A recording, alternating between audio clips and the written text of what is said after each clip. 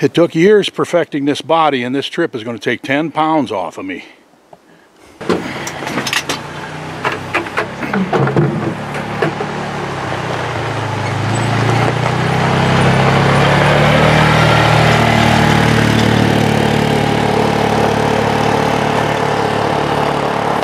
So Isaac is heading back up the trail about 4.5 miles. Excuse me. Early morning. He's heading back up there. It's about 6 o'clock. He's going to try to get up there and check that bait, pull the camera and everything, and try to get back here before the equipment gets up there to work on that road. So we may be done with that bait. If the bait's been hit, then we've got the option of hunting it. But with them working on that road up there, it's going to be tough. So today I'm going to go back to where I shot the bear last night and check and see if anything else came in, take some bait in there, and then I put a second bait out about 2 miles from there yesterday. I'm going to go check that. Then we've got a bait way up the mountain here behind me about 4 or 5 miles that had a couple cubs on it. We got to get that one checked. It didn't get checked yesterday, so we got to see if there's any more bears on that one. And try to get Virgil on a bear here, and Isaac on a bear also. So we've still got tags, and we're going to keep plugging away at it here.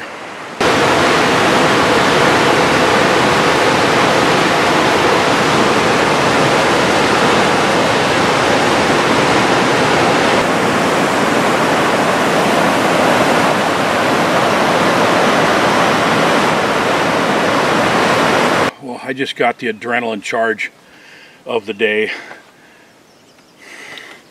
so I went back into this bait here where we had the 2 cubs on it, and my intention was to pull the card on the camera and dump another load of bait and put some more Northwoods Bear products on it.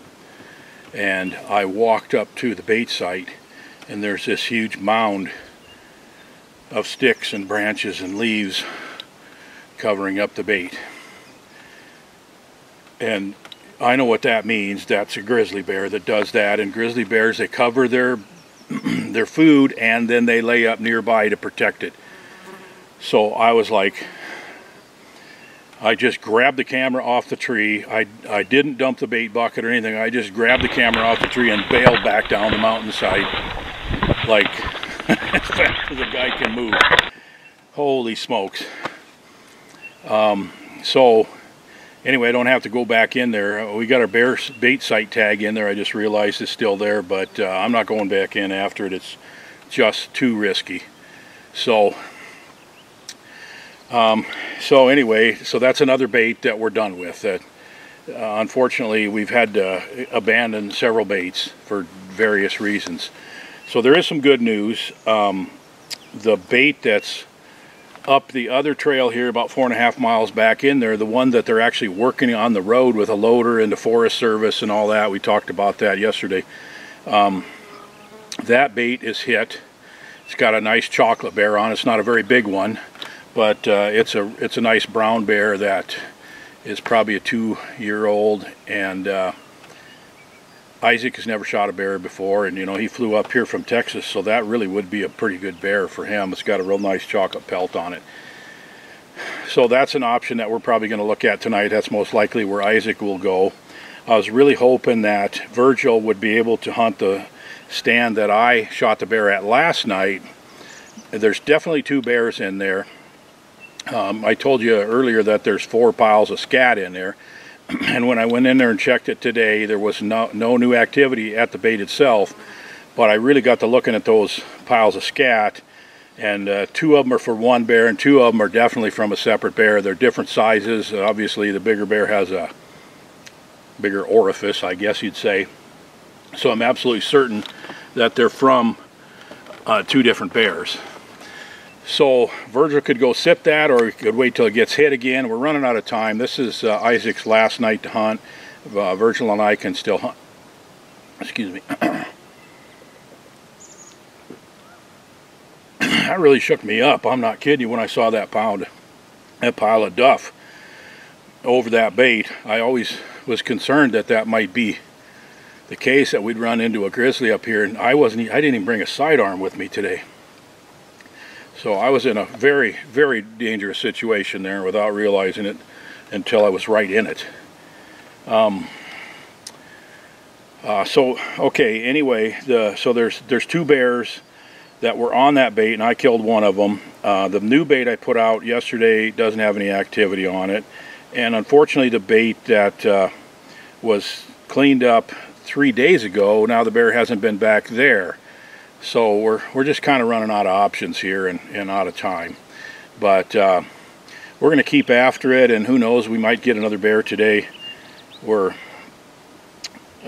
we're plugging away at it, and the main thing is we're really just having fun. This is beautiful country, and it's just a lot of fun to just ride the 4-wheelers up and down these roads and check the baits and look at the trail camera pictures and so forth. And I'm showing you a few of them here as we go along, and I'm sure there'll be more, but we'll talk to you again at the end of the day. I'm looking at the trail camera pictures here from that bait, and I'm just so disappointed I didn't get any pictures of that grizzly bear. That little bear that's been around there has been messing with everything, and the trail camera is up quite a ways higher than the bait, and so I had a big stick behind it pointing the trail camera down so I could actually see the bait. Well, that little bear apparently pulled that stick out of there, so now instead of the base of the tree where the bait is, all I have is a picture of the tree trunk, and I got lots of pictures of that little bear going up the tree. I'll show you those, and videos and pictures of that little bear, but it was above the bait, and so when the grizzly bear came in, I didn't get any pictures or video of him, which is really disappointing. I'm really glad I just pulled out my phone and snapped a picture real quick of the bait with all of the stuff scratched over it. Otherwise, that I wouldn't even have anything other than what I saw to prove it. But so anyway, well, interestingly, I should point out that I had an encounter with a guy who just came down off the mountain, who was spot and stalk bear hunting up way high.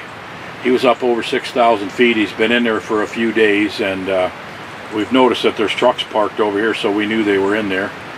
We knew there were people somewhere way up in there, and so he was, I think he said, 8 miles back in. He was up where the snow is at 6,000 feet.